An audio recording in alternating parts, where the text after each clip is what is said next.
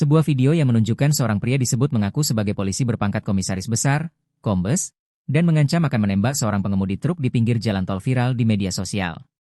Dalam video yang diunggah akun Instagram Popm Indonesia, tampak seorang pria berkaos coklat sedang berdiri di samping mobil Mitsubishi Pajero berwarna silver dengan nomor polisi B1419 NCR yang terparkir di pinggir jalan tol. Pengunggah video menyebutkan, pria tersebut gagal menyalip sebuah truk lalu meminta sang sopir truk untuk menepi. Dari dalam truk, perekam video mengatakan bahwa ia sempat diancam akan ditembak oleh pria tersebut. Pengunggah maupun perekam video tidak menjelaskan secara detail kapan dan di mana kejadian tersebut berlangsung. Sehubungan dengan video tersebut, Kabid Humas Polda Metro Jaya Kombes Pol Budi Hermanto mengatakan, video tersebut diambil di wilayah Karawang, Jawa Barat, tepatnya di KM 49 Tol Jakarta Cikampek, Japek.